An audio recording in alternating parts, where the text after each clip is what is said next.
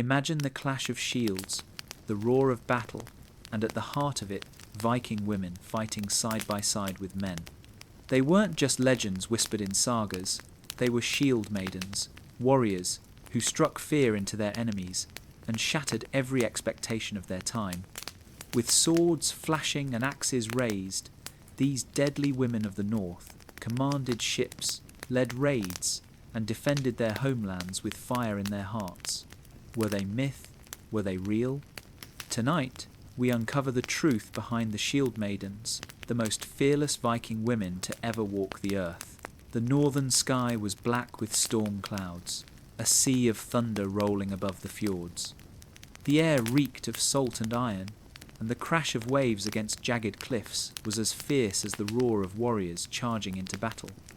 On such nights, the sagas say, the gods themselves tested the hearts of mortals.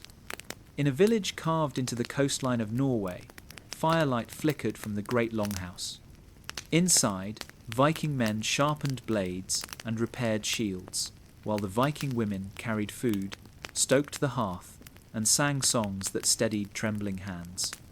Among them moved the young shield maidens, daughters of farmers, fishers, and jarls alike, but more importantly, daughters of the storm. They were raised not only to weave and cook, but to fight. With axes strapped to their belts and hair braided tight, they were taught to match the strength of men on the training grounds. The Vikings believed strength came not from muscle alone, but from will, and the shield maidens had wills as unyielding as oak. That night, the sea raged. A fleet of longships waited in the bay, their dragon-headed prows biting at the darkness. Men muttered prayers to Thor for thunder's blessing and to Odin for wisdom. But it was the women, those fierce shield maidens who gathered on the cliffs, staring at the waters with eyes like sharpened steel. One among them, Freydis, daughter of a seasoned raider, raised her round shield. Its rim was dented from endless drills, its paint chipped by blows, but she held it proudly. "Storms do not frighten us," she said, her voice cutting through the roar of the wind. "We are the storm." The crowd of warriors answered with a cheer that rattled the beams of the longhouse. These were not fragile maidens to be sheltered. They were Viking women, carved by hardship and sharpened by battle. Stories whispered that when they joined the shield wall, even hardened raiders felt the blood sing in their veins, for a shield maiden's courage made men braver. The drums began to thunder. The raid was at hand. Torches lit the shoreline, casting long shadows as the warriors filed onto the longships. The air was thick with smoke, sweat, and salt spray. Freydis and her sisters climbed aboard, planting their shields along the rails, their eyes locked on the horizon.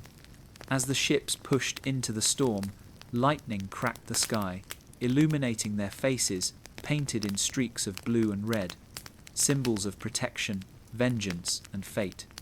The sea tossed the vessels like toys, but no one faltered. Every oar that cut into the waves was matched by the rhythm of beating hearts, fierce and relentless.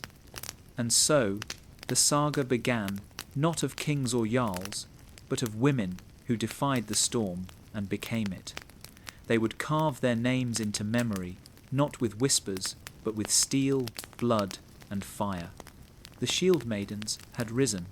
Steel rang against steel in the training yard. The clangor echoed through the village like the beat of a war drum, sharp and unyielding.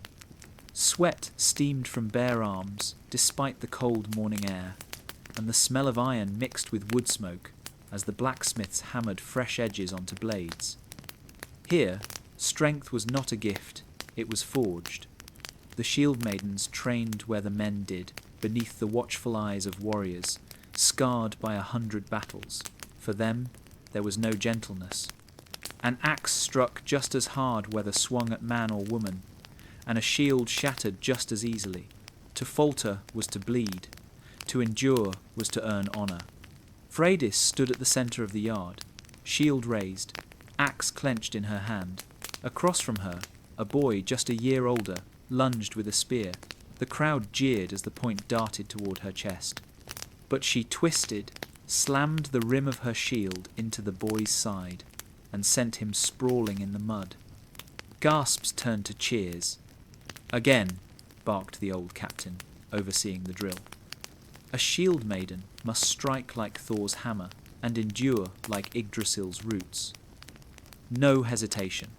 The boy scrambled to his feet, shame red on his cheeks, while Freydis planted her shield and readied herself again.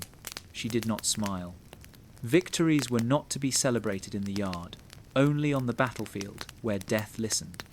Around her, others trained just as fiercely. Some practiced with sword and spear, others with bow and shield. They fought in pairs and trios, learning to hold the shield wall tight enough that no blade could slip through. Bruises blossomed on skin, blood trickled from split lips, but no one complained. Pain was proof of progress. At the far end of the yard, embers glowed in the forge. The blacksmiths hammered iron into axe heads, sparks leaping like fire spirits. Each blow echoed a truth, that Vikings were not born warriors. They were made in fire, iron, and the grind of endless struggle. The weapons they carried were not just tools of war, but symbols of their will. When training ended, Freydis sat by the forge, watching sparks fly. Her hands trembled with exhaustion, but her eyes gleamed. An elder shield maiden named Astrid approached, her hair streaked with silver, her shield scarred from countless battles. "You fight well," Astrid said, handing Freydis a flask of mead. "But strength alone is not enough. You must learn patience. A shield maiden's weapon is not her axe, it is her mind. The man who rushes into battle dies first. The woman who watches, who waits, who strikes, when the gods demand it, that woman carves sagas."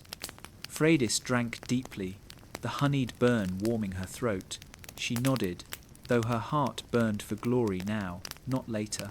Still, she listened. Astrid's voice carried the weight of truth. As the sun sank behind the mountains, the village gathered for feasting. Warriors raised horns of mead, children clambered onto benches, and skalds sang of heroes past. But among the shield maidens, there was no rest.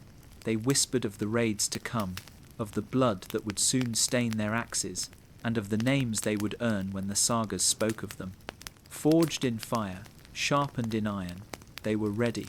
The night was cold and clear, the kind of night where the stars shone like steel scattered across black velvet. Above them stretched the endless northern sky, vast and eternal, a silent witness to the vows of men and women who would carve their lives into history. In the heart of the village, the great fire roared. Warriors gathered around it, their shadows leaping like restless spirits upon the timbered walls of the longhouse. The air was thick with the smell of pine resin, roasting meat and mead, but also with anticipation. For tonight was no mere feast, it was the night of oaths. The chieftain rose, his beard braided with silver rings, his hand gripping a sword older than the village itself. He spoke of raids to come, of distant shores rich with plunder, of enemies who would kneel or perish. Every Viking knew that raiding was more than survival, it was destiny. To raid was to honour the gods. To fall was to feast in Valhalla. When his speech ended, silence fell. Then, one by one, warriors stepped forward to swear their vows beneath the northern sky. A man swore to bring back silver enough to fill his wife's arms. Another vowed to slay the chieftain of a rival clan. A boy, barely grown, promised not to return until he had spilled the blood of an enemy. But when Freydis stepped forward, murmurs rippled through the crowd. A woman standing among men. She held her round shield in one hand and raised her axe in the other, her eyes burning with the fire of the storm. "I swear before Odin Allfather and before Thor the Thunderer," she said, her voice carrying across the longhouse, "that I will not rest until my name is carved into saga and stone. I will not falter in storm nor battle. My shield will not break, my axe will not dull, and my spirit will not bow. I am Freydis, daughter of the North, and by the gods I swear to become a storm upon the whale road." The warriors roared their approval, banging shields against tables, horns of mead sloshing. Some cheered out of respect, others out of disbelief, but none could deny the courage of her words. Behind her, Astrid, the elder shield maiden, stepped forward as well.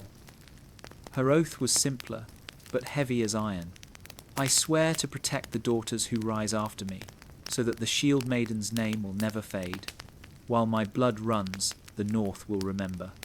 The fire crackled, sparks flying into the night sky, as though the gods themselves marked the moment.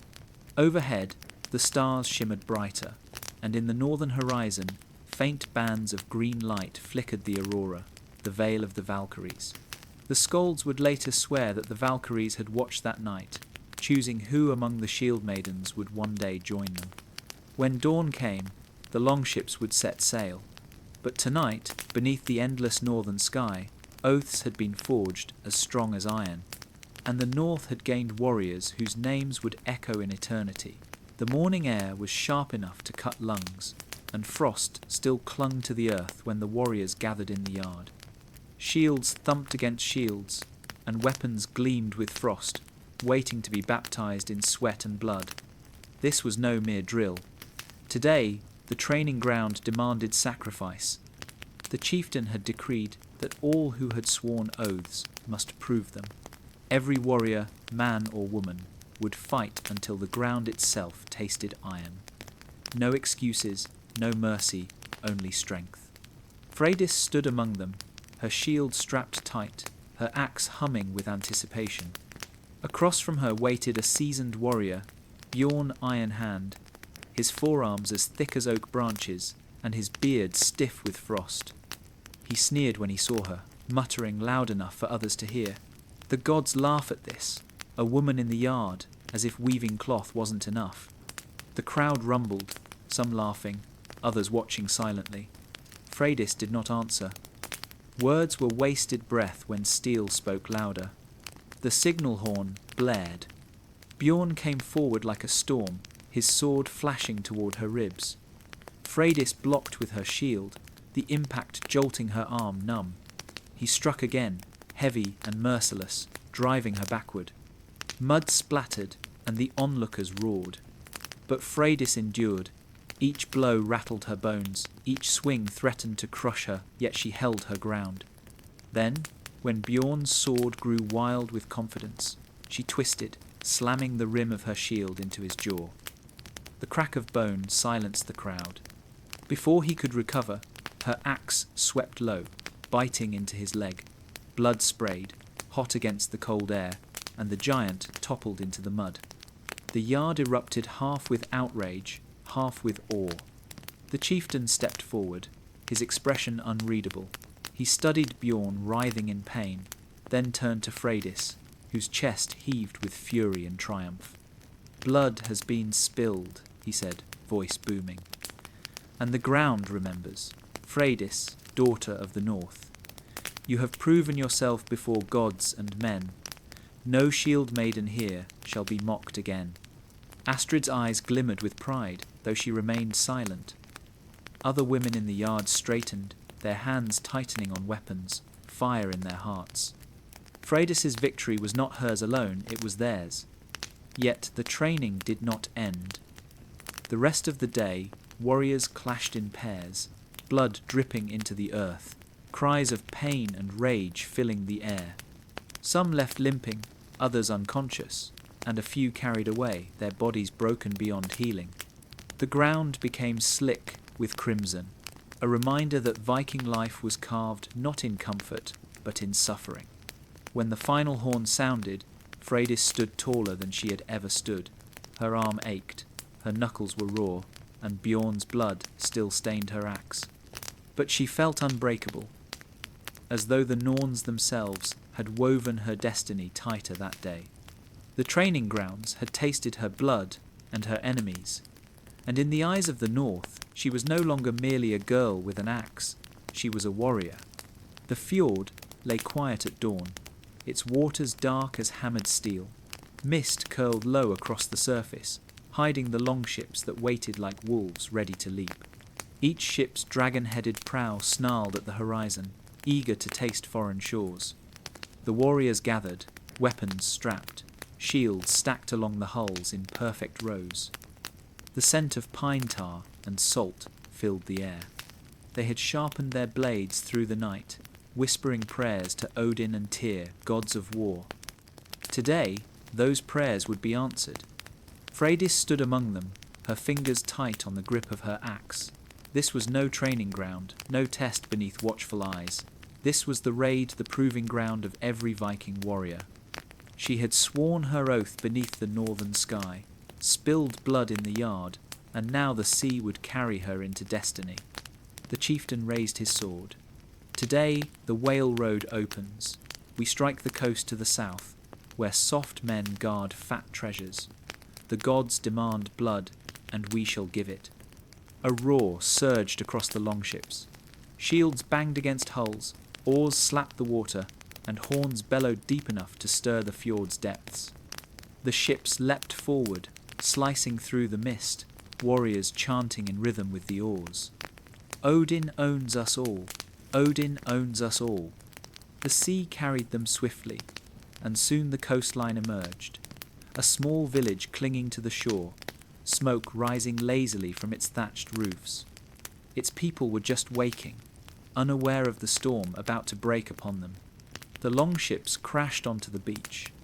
Warriors leapt into the shallows, boots splashing, shields raised, weapons gleaming in the morning light. The villagers screamed, some running, others scrambling for weapons. But they were no match for the Vikings. Steel met flesh, and the sand turned red. Freydis struck with the fury of her oaths. She buried her axe in a man's shoulder, ripped it free, and swung again. Each blow was a thunderclap, each strike a defiance of those who had doubted her. A boy rushed her with a spear, but she twisted, split his shaft with her axe, and slammed her shield into his face. Around her, the air was filled with the clash of swords, the cries of the dying, and the roar of warriors drunk on the joy of slaughter. Houses burned as torches flew, smoke billowing into the sky. Women and children were dragged to the shore, their cries drowned by the chant of victory. The raid was brutal, swift, and merciless. When it ended, the beach was littered with bodies, the village in flames, and the ships heavy with plunder, silver, livestock, slaves. As the longships pushed back into the sea, the warriors raised their horns in triumph. Freydis stood at the prow, blood dripping from her axe, the salt wind whipping her hair. She gazed back at the burning village, not with pity, but with fire in her eyes. For the first time, she had raided. For the first time, she had felt the storm of Viking life upon foreign shores. And she knew it would not be the last. The longships cut through the sea, heavy with plunder, but the greatest prize carried back to the north was not silver nor slaves, it was pride. The warriors returned as heroes, their deeds already shaping into sagas that skalds would one day sing by firelight. Yet for Freydis and Astrid, the raid had brought something greater, the recognition that women could fight as fiercely as any man.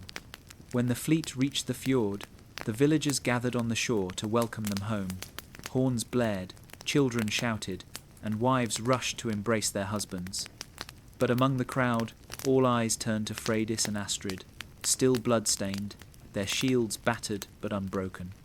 Some looked with awe, others with unease, yet none could deny the truth they had stood as warriors. That night, the longhouse roared with celebration. Fires burned bright, mead flowed freely, and stories of the raid filled the air. Bjorn Iron Hand, still limping from the training yard defeat, raised his horn reluctantly. "Freydis," he grunted, "you fight like the wolf bitch herself. I will not mock you again." Laughter erupted, and even Freydis smiled. Respect, once denied, was now hers. But the night's revelry was not only for glory. The chieftain rose, his voice carrying over the din.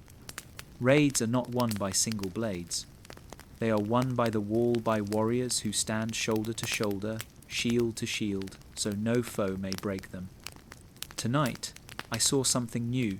Not only men, but women held the line. From this day, those who take up shield and sword, whether man or maiden, will be honoured as warriors of the wall. The hall shook with approval. Later, beneath the cool night sky, Astrid clasped Freydis's arm. "Sister, the gods have woven our fates together. You saw it on the beach, did you not? When the enemy pressed us, and you were at my side, our shields locked, our blades striking as one. That is what made us unbreakable." Freydis nodded, her heart still burning from battle. "A shield alone is strong, but a wall of shields is stronger. Together we cannot be broken." And so, the oath was made. From that night forward, Freydis and Astrid vowed never to fight apart. Wherever the raid took them on sea or land, against farmer or king, they would stand together in the shield wall. They would fight as sisters, not by blood, but by steel and fate. In the days that followed, others came to join them. Young women, once bound to loom and spindle, now gripped spear and axe. They trained in the yard, bled in the mud, and learned to move as one. Freydis and Astrid led them, teaching not only how to fight, but how to hold the line. The men watched with wary eyes, but soon even they admitted a truth that no one could deny. When women fought side by side with men, the shield wall grew stronger. Thus began the rise of the shield maidens, deadly women of the north, sisters of the wall, bound by blood and battle. And the sagas had only begun. The raids had brought glory, silver, and songs of triumph, but with glory came whispers. Old women muttered in corners, speaking of omens carried home from the burning village. Crows gathered thick on rooftops, black wings blotting out the moon. Strange dreams haunted warriors, dreams of blood that did not dry, and waves that rose higher than mountains. The Vikings, though fierce, did not laugh at such signs, for they knew well that the Norns, those three women who spun the threads of fate, wove all lives, from thrall to jarl. One night, as storms howled beyond the fjord, Freydis wandered from the longhouse. Sleep had fled her, chased by dreams of fire and chains. She found Astrid waiting near the sacred grove, where ancient ash trees whispered in the wind. Between them, an old Volva the seeress waited, wrapped in furs, her staff tipped with iron. Her eyes, clouded with age, burned like embers. "You hear them, child," the seeress rasped. "The threads call to you." Freydis tightened her grip on her axe. "I hear only the storm." The woman's laugh was like dry leaves. "The storm is the voice of the gods, and the Norns whisper through it. Do you think your strength alone has brought you this far? Number. You are bound to a fate greater than raids and silver. You are bound to the weaving of the shield maiden's destiny." Astrid stepped forward, her voice wary. "What destiny? Speak plain." The seeress lifted her staff, pointing toward the sea. "I see fire on the whale road, and blood upon the shore. I see sisters of the shield wall, standing unbroken, while kingdoms fall. But I also see chains, betrayal, and the shadow of a wolf that devours the Sunday." The storm broke overhead, lightning splitting the sky. For a moment, Freydis thought she saw figures in the flashes, women taller than men, cloaked in mist, spinning and cutting threads that glowed like fire. The vision chilled her, yet it also set her blood aflame. "Why show us this?" she demanded. "Because," the seeress hissed, "you stand at a crossroads. The path of the shield maiden will carve glory into the sagas, but it will also demand sacrifice. Blood your own, and that of those you love." The words struck harder than any blade. Freydis looked to Astrid, who met her gaze with fire instead of fear. "Let the Norns weave as they will. We are Vikings. We do not bow to fate, we fight it." The seeress's smile was thin, knowing. "Even when you fight it, child, you walk the thread they have spun." The storm raged long into the night, but the sisters of the shield wall did not turn back. If fate called them to blood and fire, then they would meet it as Vikings, shield to shield, axe in hand. And in the halls of the gods, the Norns watched, their whispers lost in the thunder. At dawn, the village awoke to a sky painted in red. Clouds streaked across the horizon like wounds, and from the tallest pine came the cry of a raven. The bird's black wings stretched wide as it circled above the longhouse, its harsh call breaking the silence of morning. The Vikings stirred uneasily. To them, the raven was more than a bird. It was the eye of Odin, the Allfather, who sent his winged messengers, Hugin and Munin, to carry word of the world. When a raven perched above a hall, it meant the gods themselves were watching. Freydis stood at the doorway, hand resting on her shield, eyes locked on the dark shape above. Astrid joined her, whispering, "The Ceres's words still cling to my mind. Now Odin's raven comes. Do you think this is his sign?" Freydis's jaw tightened. "If it is, then it means only one thing. He calls us to war." The horn sounded soon after. The chieftain gathered the warriors in the yard, his voice carrying like thunder. "Scouts have returned. Across the sea, a Saxon earl gathers men and steel. He plans to strike us when the snows melt. We will not wait to be slaughtered like sheep. We will take the fight to him. We sail in 3 days." The yard erupted in cheers, though some voices were edged with fear. The Saxons were no mere farmers, they were armoured knights, drilled in the ways of war. Yet to the Vikings, danger only sharpened glory. That night, as warriors sharpened blades and fletched arrows, Freydis and Astrid prepared alongside them. Men no longer questioned their place among the fighters. Their courage on the raid and their unbroken stance in the shield wall had carved them a place in the warband. Still, whispers of fate and prophecy followed them like shadows. As they trained in the cold night, the raven descended again, landing on the post of the practice yard. Its black eyes glimmered in the firelight. Astrid froze, spear in hand. "Why does it follow us?" she murmured. Freydis stepped forward, unafraid, meeting the raven's gaze. "Because Odin has marked us. He sends his bird to see if we are worthy of the sagas." The raven gave a harsh cry, flapped its wings, and soared into the night. Both women watched until it vanished into the clouds. The following morning, a scold rose in the longhouse and sang, "Where ravens gather, battle comes. Where women rise, fate is undone. The Allfather calls, and blood shall answer." The men pounded their shields in rhythm with the song.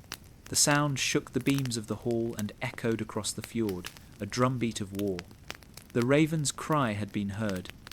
Its call was clear, and when the long ships set out, their sails billowing black and red against the sea, Freydis and Astrid stood among the Vikings' shields high, blades ready, eyes burning with the fire of destiny. The raven would not be disappointed. The sea was cruel that week, its grey waves thrashing the longships as though eager to swallow them whole. Yet the Vikings pressed on, their oars cutting through the storm. Salt spray lashed their faces, but their eyes burned with hunger for battle. At the prow of one ship, Freydis stood tall, her shield strapped to her arm, her hair whipping like a banner in the wind. The raven flew above them, black against the storm sky. To the men, it was a sign of Odin's favour. To Freydis, it was a weight, a reminder of the Ceres's warning.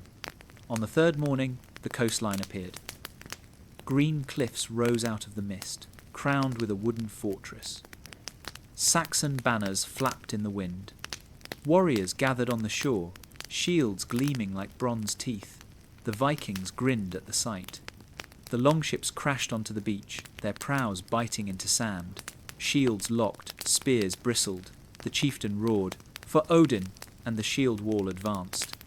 Freydis and Astrid fought at the front, shoulder to shoulder with hardened men.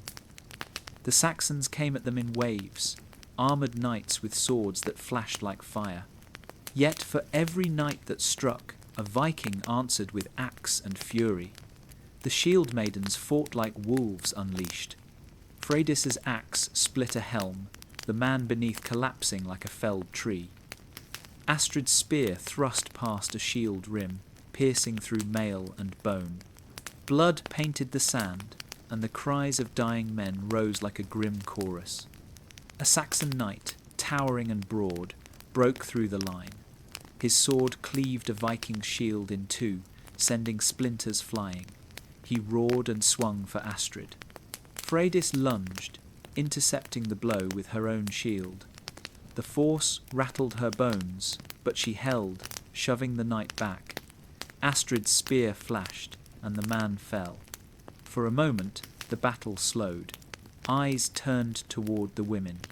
To the Saxons, it seemed as though Valkyries themselves had descended to the battlefield death maidens sent by Odin to harvest souls. The fear spread like fire.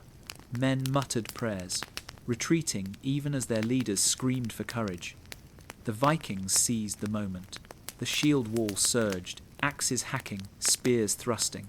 The Saxon line broke, scattering toward the fortress. When the fighting ended, the sand was red, the tide carrying corpses out to sea. Ravens swooped down, pecking at the fallen. The Vikings raised their weapons and roared in triumph. Among them, Freydis and Astrid stood bloodied but unbroken. To their kin, they were no longer merely women with blades. They were something greater, something half mortal, half divine. The Skalds would not call them shield maidens. They would call them Valkyries among men. That night, as firelight flickered against the fortress walls, songs rose in the longhouse. Skalds sang of the two sisters who fought like daughters of Odin, their blades carving fear into the hearts of kings. And above, the raven perched on the roof beam, silent witness to their glory. The fortress had fallen by dusk, its gates splintered beneath Viking axes, its halls plundered for gold, mead, and steel. Fires licked at the wooden towers, turning the night sky crimson. Yet, even amid victory, the Vikings knew caution. The Saxons who fled could return with reinforcements, and every shadow might hide an enemy blade. That night, the warriors feasted within the stolen hall. Roasted meat crackled on spits, mead flowed like rivers, and voices rose in song. Shields banged against the tables, echoing with the rhythm of triumph. But while others revelled, Freydis and Astrid remained watchful, seated near the door, weapons close at hand. When the moon rose high, pale and round as a shield, the feasting began to quiet. Some men slept where they sat, others stumbled outside to collapse in the grass. The sisters exchanged a glance. Victory had made their kin careless. Freydis whispered, "The night is not safe. I'll take watch." Astrid nodded, gripping her spear. "Then I'll stand beside you." They left the hall and stepped into the cold night air. The moonlight silvered the ruins of the fortress, casting long shadows across the blood-soaked earth.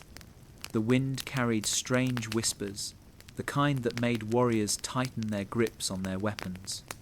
Then it came the faint crunch of boots in the distance. The sisters froze. Freydis signalled with 2 fingers, and they moved quietly toward the sound, shields ready. From the tree line emerged dark figures, armoured and silent. Saxons. Not broken villagers, but trained fighters, those who had hidden and waited for night to strike. The clash came sudden and sharp. Steel rang beneath the moonlight. Astrid thrust her spear into the chest of the first man, but another lunged from behind. Freydis's axe intercepted, carving him down. More Saxons rushed forward, their faces painted with ash and hate. The fight was swift and brutal. Freydis spun her axe in wide arcs, driving foes back. Astrid fought with precision, each thrust placed with deadly calm. Together, they moved like 2 halves of the same storm, chaos and control, fury and focus. But the Saxons were many, and soon their shouts stirred the drunken Vikings inside. Warriors staggered from the hall, some still clutching drinking horns. When they saw the ambush, they roared in fury, rallying with axe and sword. The battle spilled across the moonlit field. Fire from the fortress glowed behind them, painting warriors in red and silver. Men fell, blood soaking the grass, yet the Vikings' ferocity could not be matched. At last, the Saxons broke. Those who lived fled into the woods, swallowed by the dark. The field fell silent, save for the groans of the dying and the crackle of fire. Freydis wiped her blade, breath ragged. Astrid leaned on her spear, her eyes fixed on the moon above. "Blades in the moonlight," she whispered. "That's what they'll remember." And indeed, the skalds who would tell the tale would remember that night, not the feast nor the plunder, but the women who stood against blades in the silver glow of the moon and did not falter. The longships cut through the sea, heavy with plunder, but the greatest prize carried back to the north was not silver nor slaves, it was pride. The warriors returned as heroes, their deeds already shaping into sagas that skalds would one day sing by firelight. Yet for Freydis and Astrid, the raid had brought something greater, the recognition that women could fight as fiercely as any man. When the fleet reached the fjord, the villagers gathered on the shore to welcome them home. Horns blared, children shouted, and wives rushed to embrace their husbands. But among the crowd, all eyes turned to Freydis and Astrid, still blood-stained, their shields battered but unbroken. Some looked with awe, others with unease, yet none could deny the truth they had stood as warriors. That night, the longhouse roared with celebration. Fires burned bright, mead flowed freely, and stories of the raid filled the air. Bjorn Iron Hand, still limping from the training yard defeat, raised his horn reluctantly.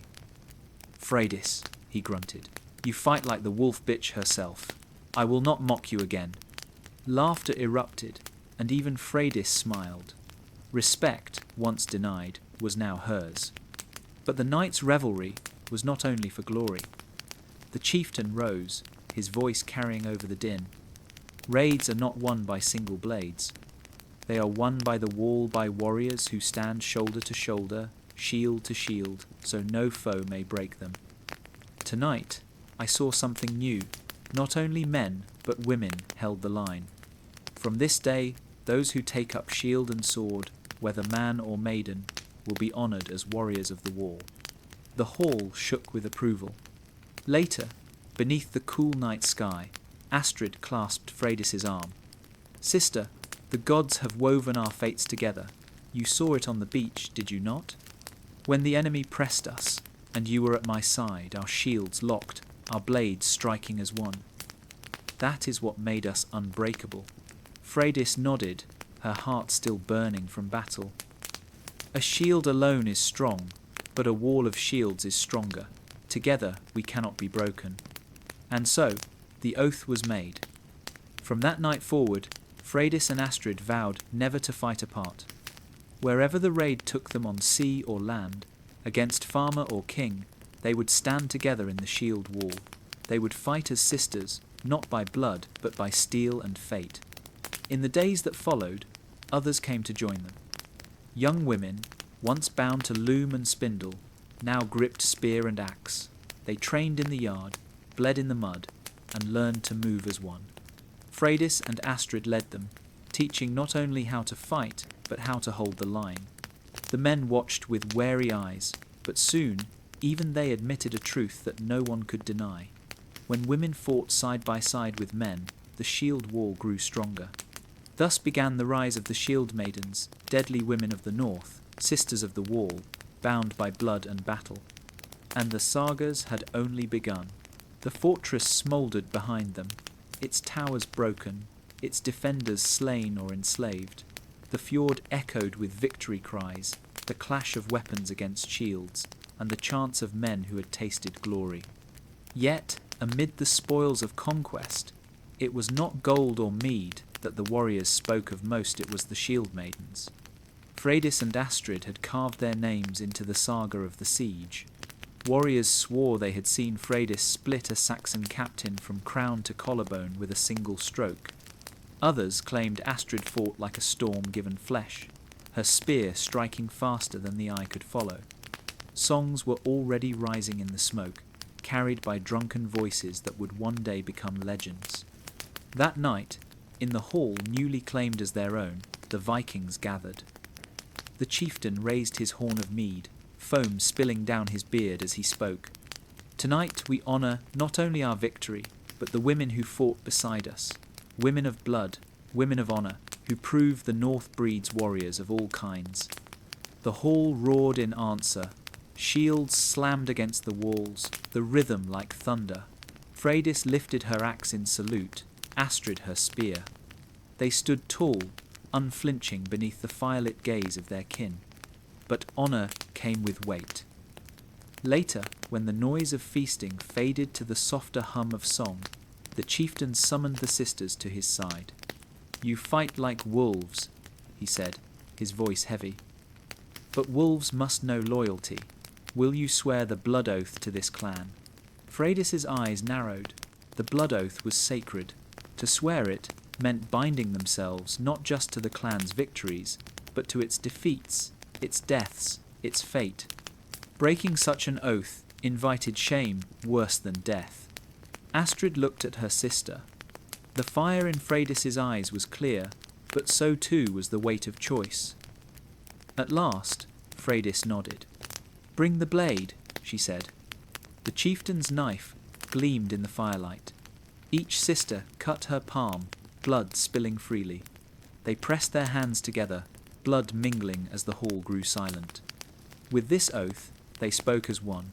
"We are bound, in battle, in blood, in death. We stand with the clan until the end of days." The hall erupted, horns lifted, voices thundered, and the skald struck his harp to weave the moment into song. From that night forward, the sisters were not only shield maidens, but sworn warriors of the clan, bound by honour and blood. Later, when the feasting waned and the fires dimmed, Astrid whispered to her sister, "We are no longer free wolves, Freydis. We are bound wolves." Freydis smiled faintly, the firelight glinting on her axe. "Then let us be the fiercest wolves the North has ever known." And so the saga of the women of blood and honour began not just warriors, but oath-bound legends whose names would carry through the ages, like the howl of wolves across frozen fjords. At the settlement's edge, shadows moved, patrols, silent and alert, scanning the frozen expanse. Freydis raised her hand, and the Viking raiders froze behind her. She studied the guards, noting their rhythm and timing, then nodded. The signal was given. Chaos erupted in the stillness of dawn. Freydis and her warriors surged forward, shields locked, axes swinging. Snow flew as men fell, screaming, caught off guard by the ferocity of women who moved like winter wolves. The icy ground made footing treacherous, yet the shield maidens used it to their advantage, sliding into foes with deadly momentum. From the high ridge, archers loosed flaming arrows, sending sparks and fear across the enemy ranks. Fires caught thatched roofs, sending thick smoke curling into the sky. The clamour of battle echoed through the fjord, a symphony of steel and defiance. Freydis leapt atop a barricade, her axe cleaving a path through warriors who thought they could stop her. Hours passed in the blur of combat, the bitter cold mingling with the heat of exertion. By midday, the settlement fell, looted and burning. Freydis stood at the centre, chest heaving, breath visible in the icy air, surveying the spoils. Furs, silver and supplies piled high, a testament to Viking courage and ruthlessness. Yet, more than treasure, it was the statement that resonated. Even in winter's harsh grip, the shield maidens of the north would strike with unyielding precision. As the longship carried them back across the frozen fjord, warriors laughed, sang, and toasted with mugs of warm mead. Freydis allowed herself a rare smile, knowing this raid would be recounted for years, another tale of cunning, bravery, and the deadly women who commanded the north. The wind cut like a blade across the frozen plains, as Freydis's longships approached the looming fortress known as the Frozen Keep. Its walls of stone rose from the snow-covered cliffs, blackened by centuries of frost and fire.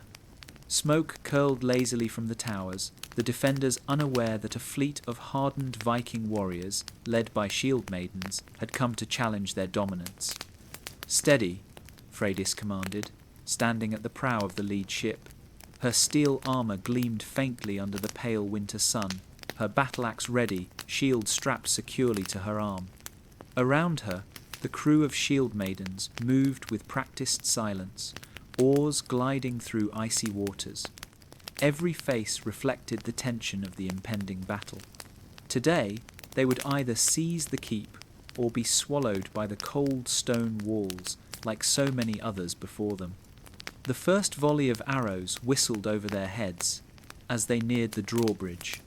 Freydis signalled with a horn, and her warriors raised their shields, forming a moving wall against the hail of steel-tipped missiles.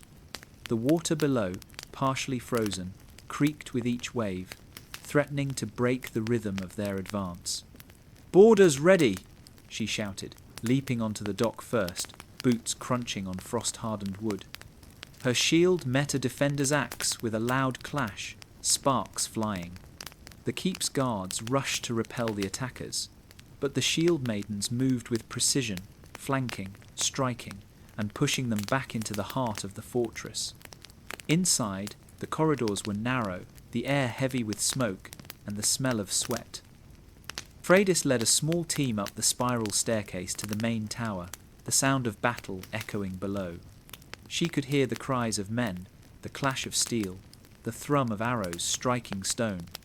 At the top of the tower, the enemy leader awaited, a broad-shouldered warrior with a cruel smile and a massive sword.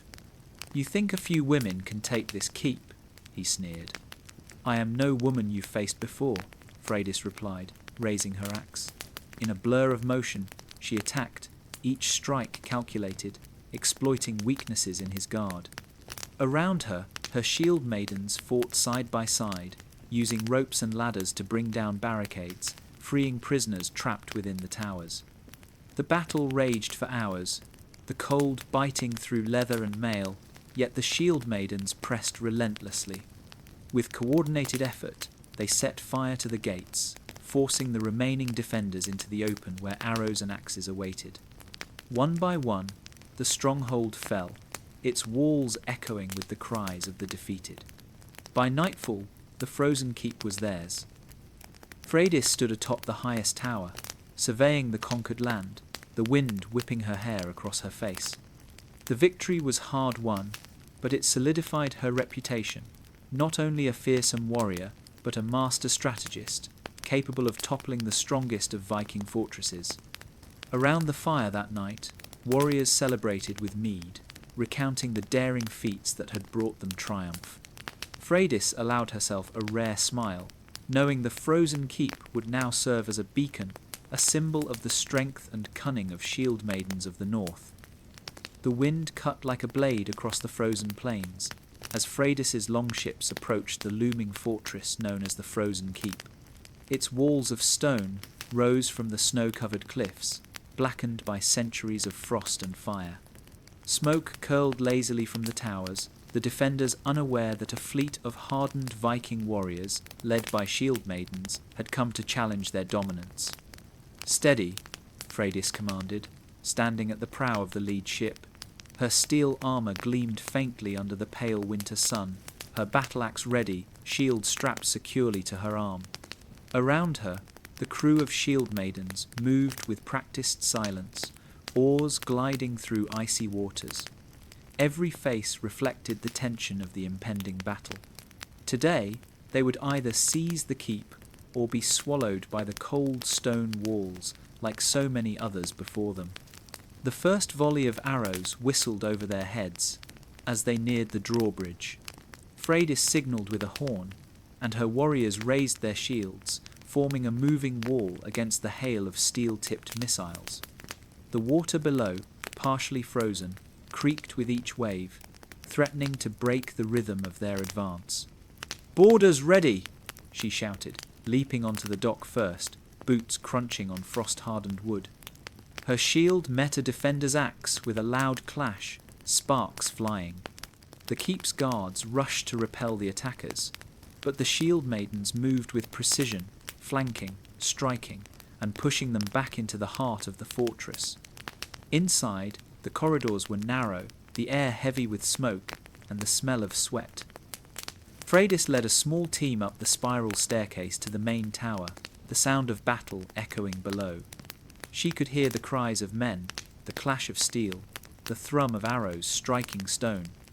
At the top of the tower, the enemy leader awaited, a broad-shouldered warrior with a cruel smile and a massive sword. "You think a few women can take this keep?" he sneered. "I am no woman you've faced before," Freydis replied, raising her axe.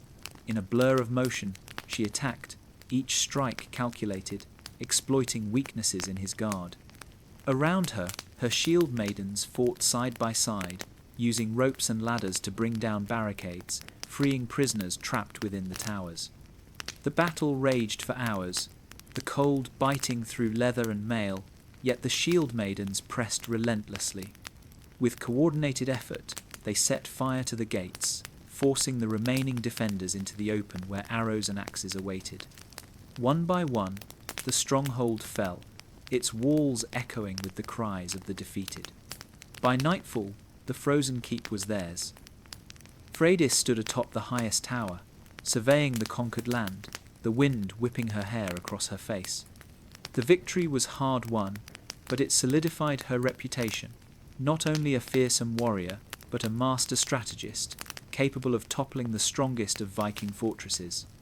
Around the fire that night, warriors celebrated with mead, recounting the daring feats that had brought them triumph. Freydis allowed herself a rare smile, knowing the frozen keep would now serve as a beacon, a symbol of the strength and cunning of shield maidens of the north. The morning sun glinted off the icy fjords as Freydis rode at the head of a caravan of longships, each bearing warriors and shield maidens, their banners snapping in the wind. Word of her victory at the frozen keep had spread like wildfire, reaching every Viking settlement along the northern coasts. Leaders, once wary of one another, now approached with cautious respect, seeking alliance rather than conflict. Freydis disembarked at the largest settlement of the north, greeted by Hakon the Red and his veteran warriors. The smell of pine smoke and roasting meat mingled with the crisp sea air as the two leaders met at the council longhouse. Inside, the massive hall was crowded with chieftains, shield maidens, and envoys, their faces etched with both curiosity and suspicion. "Hakon," Freydis said, inclining her head, "your lands suffered from marauders this spring. We cannot fight them alone. We must stand together, or all of us will fall." Hakon's gaze lingered on her battle-worn armour, the scars that spoke louder than words. "You have the respect of many, Freydis, but alliances are fragile. Some men fear the strength of shield maidens leading their forces. They whisper of old customs, of women overstepping their bounds." Freydis leaned forward, her voice steady and commanding. "This is no time for whispers. We need strategy, courage, and unity. I offer you my shield, my warriors, and my counsel. Together, we can ensure the North remains free, untamed by invaders or traitors." Murmurs rippled through the hall. Some nodded, seeing the wisdom in her words. Others frowned, reluctant to place trust in a woman's command. But Freydis had long learned the art of persuasion, honed not just in battle, but in navigating the treacherous politics of Viking settlements. She spoke of mutual benefit, trade routes secured, and raiders repelled, framing the alliance not as subservience, but as a shared destiny.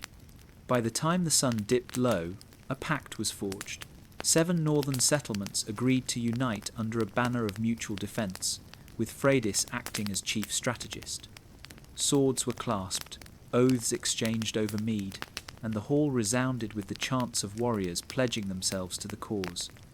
Outside, under the first stars of evening, Freydis walked along the frozen shoreline, the sea whispering against the rocks. Leif, ever at her side, broke the silence. "You've done it again. You've united men who would sooner fight each other than an enemy." Freydis allowed herself a small smile. "Unity is as fragile as ice, but it is stronger than any single sword. If we hold this alliance, the North will stand unbroken." From that night onward, the Northern Alliance became a force unmatched in the region. Warrior women trained alongside men, strategies were planned with precision, and the shadow of invaders no longer fell unchallenged upon the coasts. Freydis's name grew in both fear and admiration. Shield maidens whispered it as an inspiration, while enemies learned to fear the northern seas that now moved as one under her command. The alliance was more than politics, it was the birth of a northern power forged in fire, blood, and steel. And at its centre stood a shield maiden, whose legend would outlive even the tallest mountains of the north. The morning sun glinted off the icy fjords, as Freydis rode at the head of a caravan of longships, each bearing warriors and shield maidens, their banners snapping in the wind. Word of her victory at the frozen keep had spread like wildfire, reaching every Viking settlement along the northern coasts. Leaders, once wary of one another, now approached with cautious respect, seeking alliance rather than conflict. Freydis disembarked at the largest settlement of the north, greeted by Hakon the Red and his veteran warriors. The smell of pine smoke and roasting meat mingled with the crisp sea air as the two leaders met at the council longhouse. Inside, the massive hall was crowded with chieftains, shield maidens, and envoys, their faces etched with both curiosity and suspicion. "Hakon," Freydis said, inclining her head, "your lands suffered from marauders this spring. We cannot fight them alone. We must stand together, or all of us will fall." Hakon's gaze lingered on her battle-worn armour, the scars that spoke louder than words. "You have the respect of many, Freydis, but alliances are fragile. Some men fear the strength of shield maidens leading their forces. They whisper of old customs, of women overstepping their bounds." Freydis leaned forward, her voice steady and commanding. "This is no time for whispers. We need strategy, courage, and unity. I offer you my shield, my warriors, and my counsel. Together, we can ensure the North remains free, untamed by invaders or traitors." Murmurs rippled through the hall. Some nodded, seeing the wisdom in her words. Others frowned, reluctant to place trust in a woman's command. But Freydis had long learned the art of persuasion, honed not just in battle, but in navigating the treacherous politics of Viking settlements. She spoke of mutual benefit, trade routes secured, and raiders repelled, framing the alliance not as subservience, but as a shared destiny. By the time the sun dipped low, a pact was forged. 7 northern settlements agreed to unite under a banner of mutual defence, with Freydis acting as chief strategist. Swords were clasped, oaths exchanged over mead, and the hall resounded with the chants of warriors pledging themselves to the cause. Outside, under the first stars of evening, Freydis walked along the frozen shoreline, the sea whispering against the rocks. Leif, ever at her side, broke the silence. "You've done it again. You've united men who would sooner fight each other than an enemy." Freydis allowed herself a small smile. "Unity is as fragile as ice, but it is stronger than any single sword. If we hold this alliance, the North will stand unbroken." From that night onward, the Northern Alliance became a force unmatched in the region. Warrior women trained alongside men, strategies were planned with precision, and the shadow of invaders no longer fell unchallenged upon the coasts. Freydis's name grew in both fear and admiration. Shield maidens whispered it as an inspiration, while enemies learned to fear the northern seas that now moved as one under her command. The alliance was more than politics, it was the birth of a northern power forged in fire, blood, and steel. And at its centre stood a shield maiden, whose legend would outlive even the tallest mountains of the north. The fjord lay silent under a thick morning mist, the waters black and mirror-like, reflecting the looming cliffs that guarded the settlements. Freydis stood at the prow of her longship, her breath visible in the cold air. Word had come from scouts that a rival faction, emboldened by the chaos of fractured northern settlements, planned a dawn raid. This time, the threat was more personal. They aimed not just for plunder, but to destroy the alliance she had forged. Her warriors moved with quiet precision, securing their weapons and checking their shields. Shield maidens adjusted leather straps, ensuring their axes and swords would not slip in the ensuing chaos. Freydis's eyes scanned the fjord, noting every inlet and hidden cove. "They think they can take us by surprise," she muttered. a grim smile playing at her lips. They will learn that the north does not bend easily. The first smoke signals appeared, curling above the tree line of a neighbouring settlement. Fire was already consuming the wooden palisades, the scent of burning timber mixing with the tang of salt and iron in the air. Freydis barked orders, and the fleet moved like a shadow across the fjord, oars cutting through the water with deadly rhythm. Every vessel held a contingent of warriors ready for boarding, every archer poised to rain fire upon the enemy. As they approached, the attackers' rafts emerged, clumsy and ill-prepared for the resistance they would face. Freydis signalled with a raised axe, and the archers released flaming arrows. Sails and structures caught instantly, turning the enemy fleet into blazing infernos floating on the dark fjord. Screams and the clash of steel echoed through the mist, the battle erupting in a symphony of violence and fury. Freydis's ship rammed the largest enemy raft, her warriors leaping with practiced precision. Axes swung, shields clashed, and the water churned with bodies struggling to survive. She fought with the precision of a seasoned shield maiden, dodging a swing meant for her head, striking back with a lethal combination of speed and strength. Every movement was calculated, every strike purposeful. From the crow's nest, Leif shouted warnings, his voice cutting through the chaos. Reinforcements from the cliffs. Freydis turned just in time to block a spear thrust aimed at her heart. She spun, her sword slicing through leather and sinew, sending the assailant tumbling into the fjord. Flames licked at nearby rafts, forcing enemy warriors into panic and disarray. By midday, the fjord was littered with the wreckage of rafts, the bodies of the defeated, and the fires that refused to die. The survivors, those foolish or desperate enough to flee, scattered into the forests and cliffs, leaving the North's settlements unscathed and her alliance unbroken. Freydis stood on the deck of her ship, bloodied but unbowed, the scent of smoke and iron heavy in the air. She lifted her horn, shouting her victory to the fjord, and her warriors answered with a roar that would echo through the northern mountains for generations. The flames on the fjord were a warning to all who dared threaten the north. United, fierce, and led by a shield maiden whose courage burned brighter than any fire, the alliance would not falter. The victory on the fjord still burned in the memories of Freydis's warriors, yet the celebrations were short-lived. Whispers of discontent and secret alliances had begun to surface. Not all Norse settlements shared the same vision. Old grudges, ambitions, and fear festered in the shadows. Freydis sensed it even before the first message arrived, a carefully sealed parchment carried by a hooded rider, the seal cracked and smeared with blood as though to mark urgency. The words inside chilled her blood. One of her trusted allies had been negotiating with a rival faction, promising betrayal in exchange for lands and wealth. Her fingers clenched around the parchment as she read it over and over, trying to imagine how trust could be so fragile. The revelation struck at the heart of the alliance she had fought so fiercely to maintain.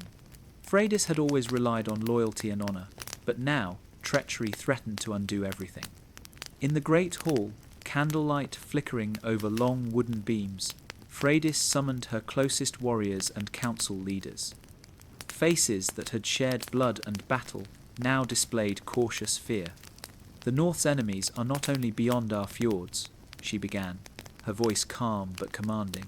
"They are among us. A shadow moves in our midst, seeking to destroy what we have built." Murmurs rippled through the hall, some of shock, others of fear. She did not name the traitor yet. Patience was a weapon as sharp as any sword. Instead, she outlined a plan, increased vigilance, observation, and controlled testing. Spies were dispatched under the guise of routine trading trips. Freydis herself donned a cloak of invisibility, figuratively and literally, walking among her people as a shadowed figure, listening, watching, noting subtle gestures and suspicious interactions. That night, as the northern winds howled outside the longhouse walls, she met with Leif, who who had returned from a scouting mission along the fjord. His face, usually steady and unflinching, showed the weight of the news he bore. "There are movements we did not anticipate," he said quietly. "Merchants, warriors, even a healer, some speak too freely, some act too secretively. The web of betrayal is tangled, and we must untangle it carefully, without revealing that we know." Freydis nodded. Every step had to be calculated. A wrong move could ignite a civil war before the North's unity was fully restored. She began to set traps, subtle tests of loyalty that would reveal intentions without endangering the innocent. Messages left unsupervised, rumors planted, goods redirected, all tools of cunning, as potent as a sharpened blade. As days passed, tension thickened like fog along the fjord. Freydis trained her warriors with renewed intensity, every swing of an axe or thrust of a sword a reminder of what was at stake. The betrayal lingered in the air like a shadow stretching across the northern skies. She would confront it, she promised herself, but only when the time was right. For now, the North needed vigilance, patience, and the cold steel of a shield maiden's will. Even in the warmth of the longhouse fires, Freydis felt the chill of treachery. In the North, battles were not always fought with swords. Some were waged in silence, in cunning, and in the hearts of those who dared to deceive. And she, the shield maiden, would not let the shadow win. The betrayal uncovered by Freydis was only the beginning. Once the traitor was revealed, a minor chieftain, whose greed outweighed honour, the northern settlements braced themselves for retaliation. Word had spread like wildfire. The shield maiden of the fjords would not tolerate treachery. Freydis called a council in the great hall, the air thick with smoke from torches and the scent of burning pine. Her eyes, sharp and unyielding, scanned the gathered leaders. "They think deception can undo us," she said. "They will learn that fire answers fire, steel answers steel, and loyalty answers betrayal." Within hours, preparations for a decisive strike were underway. Ships were readied, warriors armed, and scouts sent ahead along winding fjords to monitor enemy movements. Freydis chose a team of her most skilled raiders, including Leif, to lead a rapid assault that would punish the traitor's settlement and send a warning to any who considered crossing her again. The northern wind bit through fur-lined cloaks as ships cut silently through the dark waters, oars muffled and sails furled to avoid detection. By dawn, smoke was visible over the distant hills.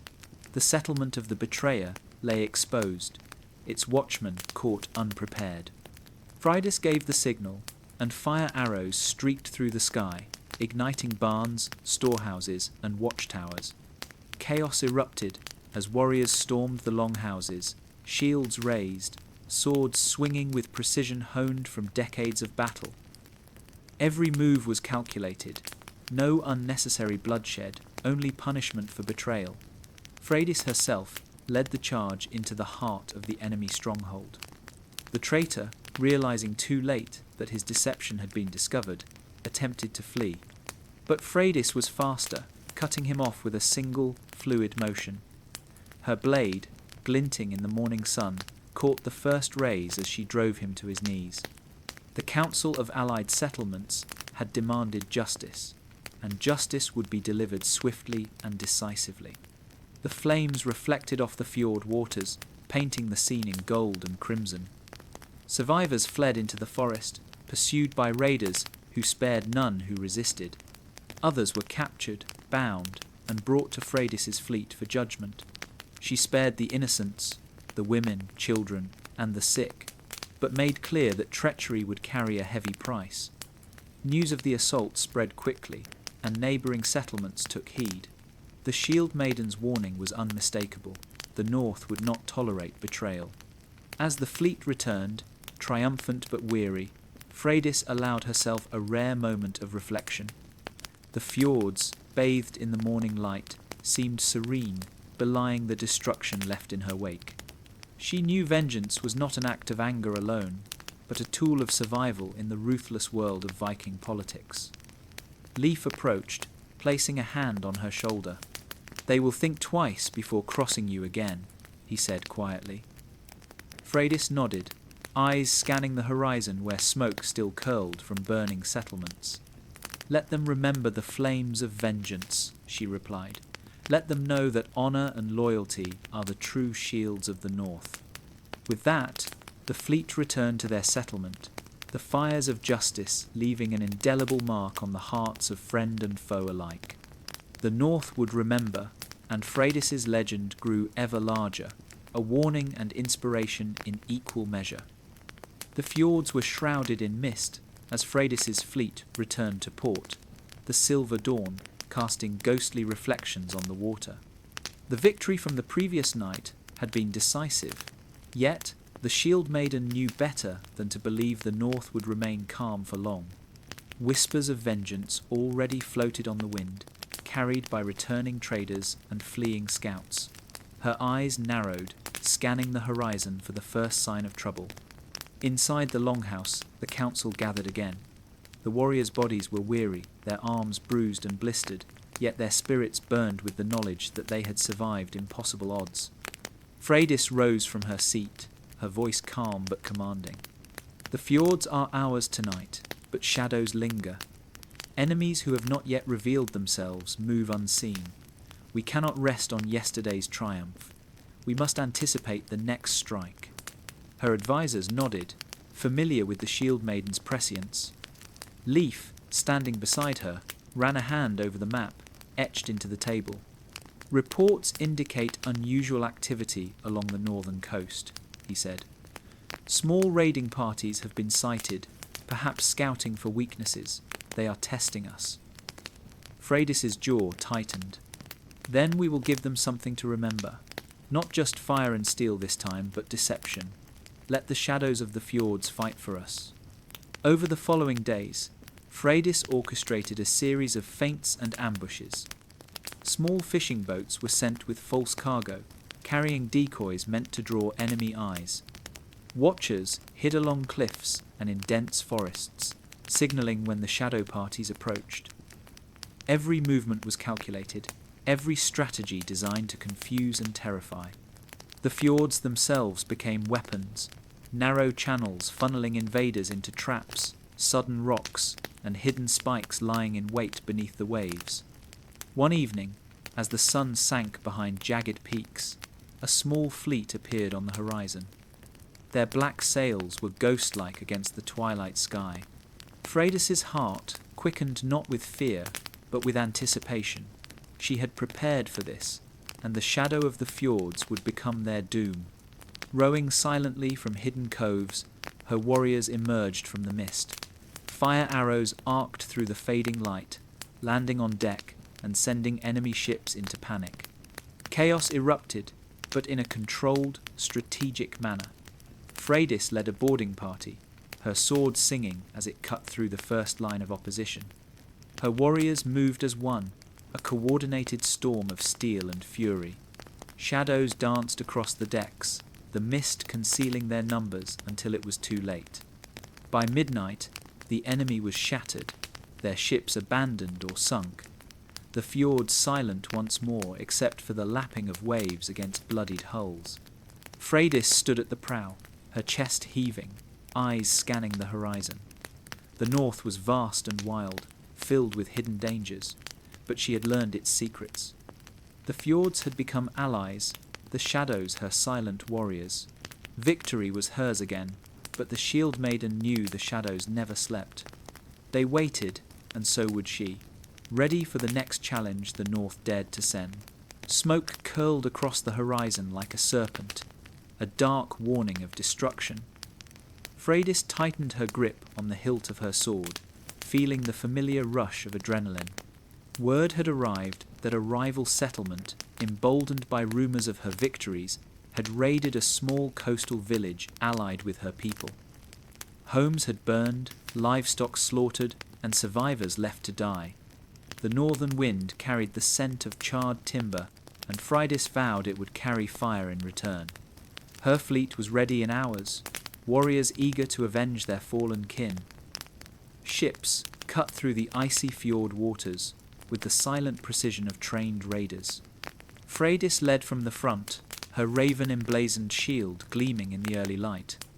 Every rower moved with synchronized determination, muscles straining against oars, hearts beating in unison with the call of battle. She surveyed the northern coast, scanning for the enemy encampment rumoured to be hidden in the cliffs above the fjord. By midday, the settlement came into view. Smoke rose from the rooftops, but the enemy was unaware of the storm approaching beneath the mist. Freydis's eyes glinted. "We strike before they realize the north has awakened," she commanded. Her warriors readied their bows, axes, and spears, their faces set with grim determination. Fires would consume their foes, but they would also reclaim honor. As the fleet approached, archers released flaming arrows, igniting storehouses and watchtowers. Panic erupted as the enemy scrambled to organize defenses. Freydis's warriors leapt ashore, shields interlocked, moving as a single unstoppable wave. Steel clashed with steel, cries of battle ringing across the fjord. Freydis cut through the first line of defenders, her sword precise, swift, and deadly. Each strike was a message. The north could not be defied with impunity. The enemy commander, a massive man with a blood-red cloak, tried to rally his forces. Freydis met him at the centre of the chaos, shield raised. The clash of their weapons rang like thunder across the fjord. She ducked and spun, striking at the gaps in his armour. Sparks flew as steel met steel, each moment a test of strength, skill, and will. Around them, her warriors pressed the advantage, pushing the invaders back toward the burning structures. By nightfall, the northern settlement was engulfed in flames, its defenders either slain or fleeing into the woods. Freydis stood atop a ridge, overlooking the fjord, her chest heaving, eyes surveying the destruction below. The fires were both punishment and warning. News of her fury would spread, reaching rival settlements before they could even consider rebellion. Her warriors cheered, raising their weapons in victory, yet Freydis knew the north was far from tamed. These fires were only a prelude. The shadow of her name had grown across the fjords, but more storms were coming. She had become more than a shield maiden. She was the wrath and the reckoning of the north, and her saga would burn in memory as fiercely as the fires she left in her wake. The hall was lit by firelight, its shadows dancing across the carved beams as the shield maidens stood in silence. Their armour bore the scars of countless battles, their shields cracked, their swords dulled from years of war. But tonight was not about the past. Tonight was about the oath that would bind them forever. Freydis, tall and unyielding, stepped forward. Her voice carried above the crackle of the flames. Too many of our sisters lie buried beneath northern soil. Too many of our brothers have fallen to the axe and the spear. But we are not finished. By steel and by blood, we swear that the shield maidens shall never fade from the saga of the north. Her words were not mere speech, they were thunder. The women slammed their shields in unison, the echo rolling through the hall like distant war drums. Each shield maiden cut her palm with a blade, the blood dripping onto the central fire. One by one, they whispered their vow, voices joining in a chorus that was half prayer, half battle cry. They knew what this oath meant. No turning back, no retreat. Their lives, their strength, their honour, bound together until the end. Outside, the wind howled across the fjords, as if the gods themselves bore witness. The raven, sacred bird of Odin, circled above the longhouse, a dark omen, or perhaps a blessing. With their oath sworn, the shield maidens prepared for what was to come. They reforged their weapons, polished their shields, and sharpened their spears until they gleamed in the torchlight. This was not the end of their saga, it was the rebirth of their fury. But as the night deepened, an uneasy silence settled. For while they had sworn their loyalty to each other, whispers spread that not all who once stood among them could be trusted. Treachery lingered like smoke, unseen but choking the air. And so the oath of steel and blood was sealed not just a vow of unity, but a challenge to the fates themselves. The shield maidens had tied their destiny to one another, and the gods would soon test whether that bond was unbreakable. The north would burn again. The hall was lit by firelight, its shadows dancing across the carved beams as the shield maidens stood in silence. Their armour bore the scars of countless battles, their shields cracked, their swords dulled from years of war. But tonight was not about the past. Tonight was about the oath that would bind them forever. Freydis, tall and unyielding, stepped forward. Her voice carried above the crackle of the flames. Too many of our sisters lie buried beneath northern soil. Too many of our brothers have fallen to the axe and the spear. But we are not finished. By steel and by blood, we swear that the shield maidens shall never fade from the saga of the north. Her words were not mere speech, they were thunder. The women slammed their shields in unison, the echo rolling through the hall like distant war drums.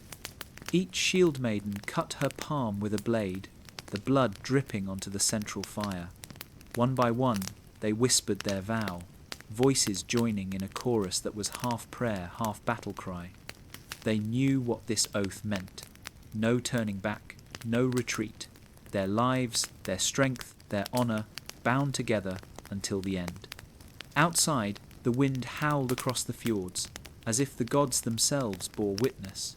The raven, sacred bird of Odin, circled above the longhouse, a dark omen, or perhaps a blessing. With their oath sworn, the shield maidens prepared for what was to come. They reforged their weapons, polished their shields, and sharpened their spears until they gleamed in the torchlight. This was not the end of their saga, it was the rebirth of their fury. But as the night deepened, an uneasy silence settled. For while they had sworn their loyalty to each other, whispers spread that not all who once stood among them could be trusted. Treachery lingered like smoke, unseen but choking the air. And so the oath of steel and blood was sealed not just a vow of unity, but a challenge to the fates themselves.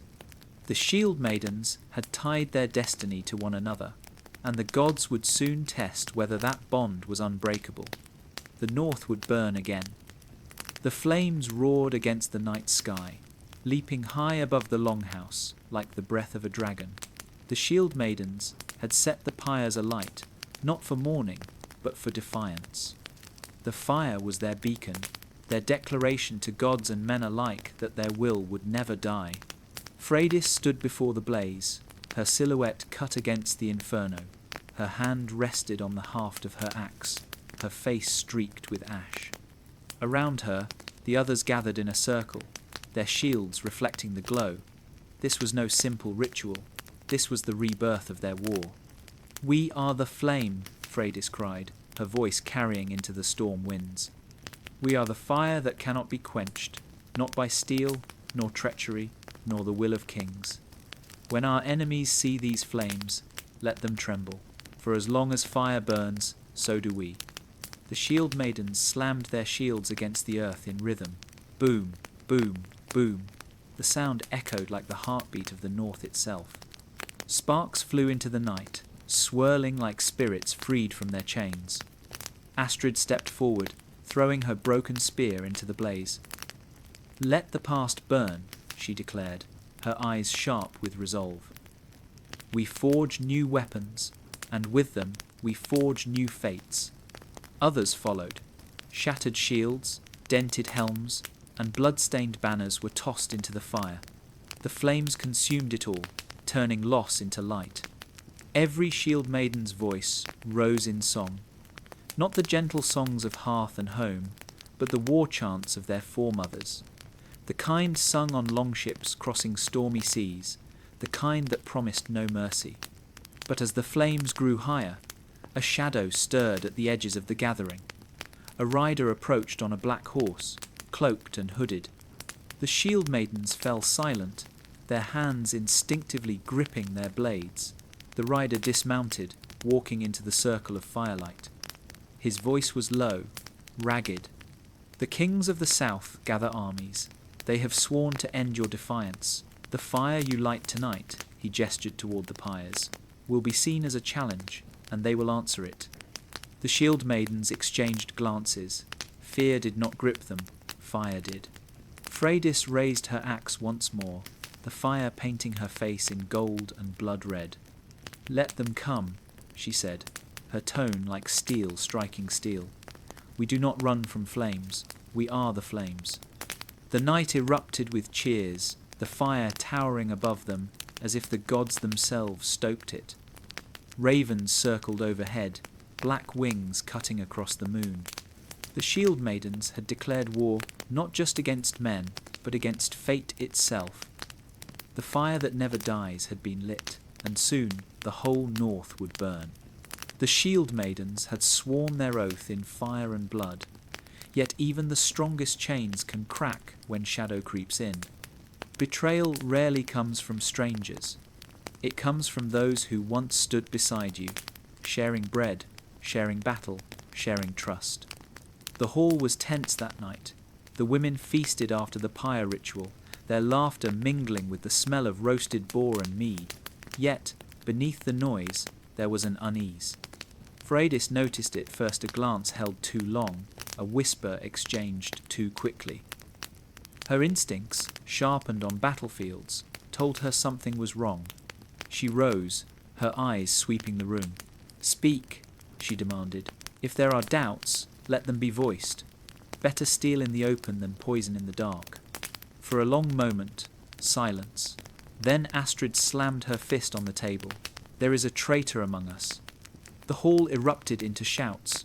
Shield maidens accused one another, voices rising like clashing swords. But Freydis raised her hand, silencing them. "Bring her forward." From the shadows, a woman was dragged into the firelight. Sigrun, once a sister in arms. Her face was pale, her eyes cold.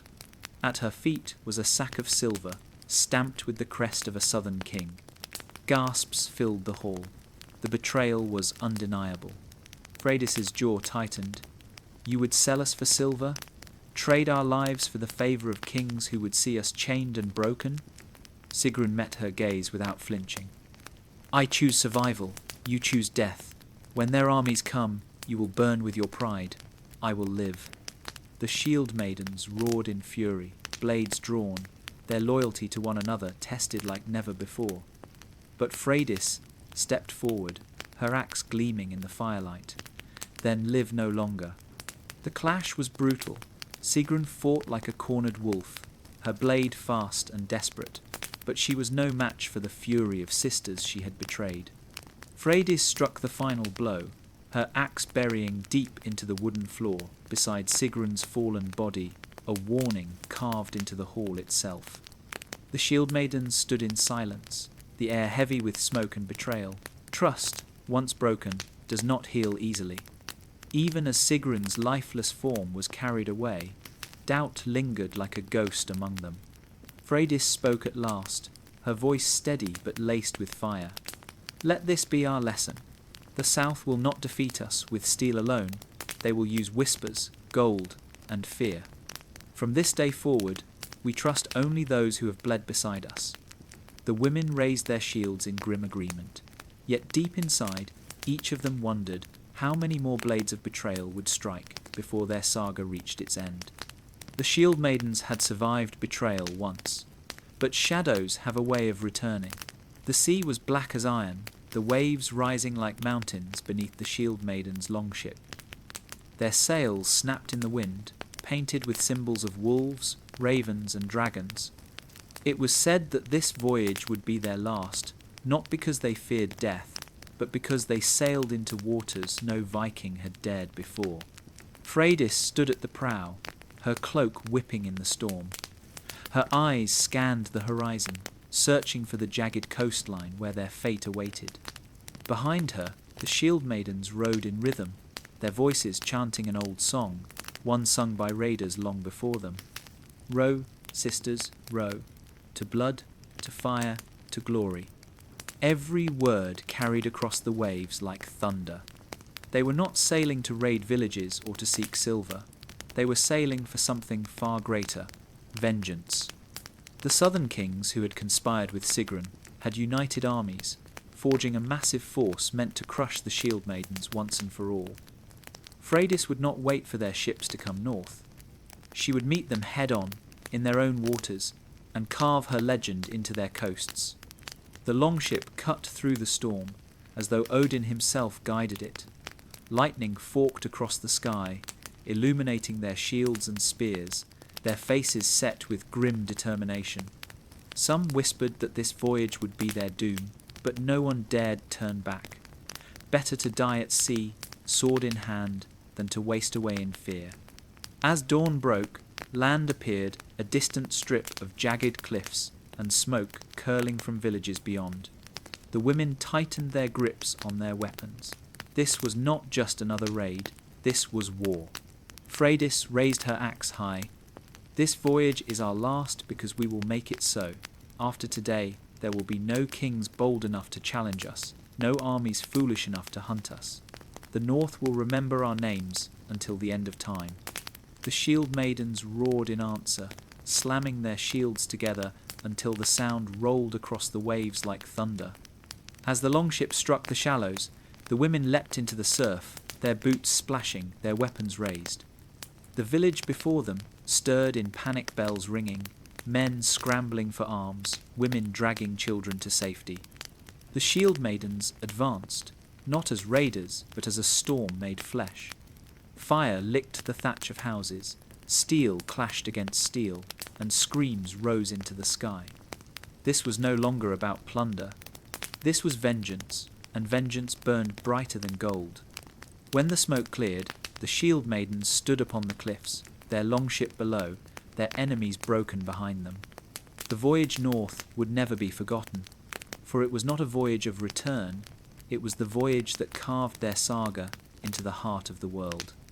And though they stood victorious, Freydis gazed at the horizon, knowing this was only the beginning of the war to come.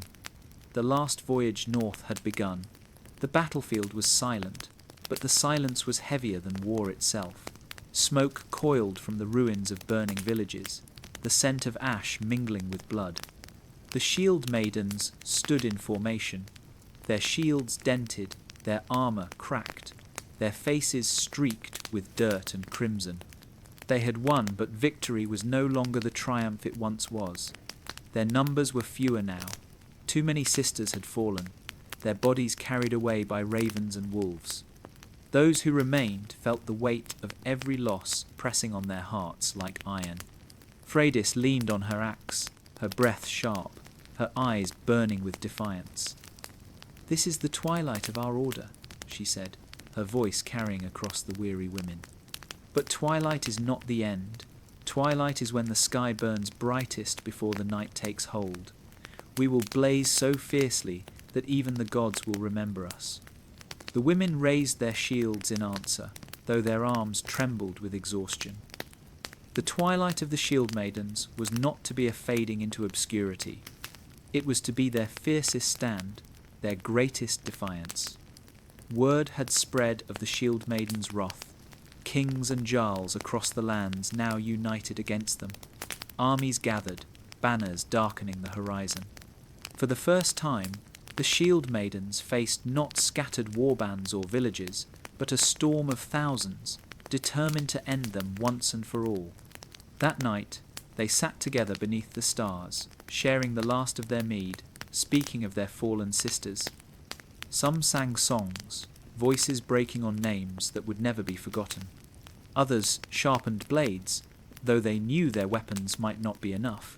Yet none spoke of surrender. Freydis lifted a horn of mead. "Tomorrow we fight for the last time. Not for gold, not for land, but for the honour of our name. The shield maidens will not be erased. If we must fall, let us fall as fire, not as ash." The women roared in agreement, a sound that rolled like thunder through the night. And so dawn broke, red as blood, across the sky. The shield maidens marched onto the field, their formation small but unyielding, their banners tattered but still flying. Across the plain, the enemy's countless ranks stretched like a sea of steel. For a moment, the world was silent, and then the clash began. Axes rose and fell, shields splintered, spears shattered. The shield maidens fought as if possessed by the Valkyries themselves, each strike a hymn of defiance, each death a sacrifice to eternity. The twilight had come, but in that twilight, the shield maidens burned brighter than ever before. The field was quiet now, save for the corps of ravens circling above. The shield maidens lay scattered across the earth, their shields broken, their banners torn, their bodies resting in the embrace of death.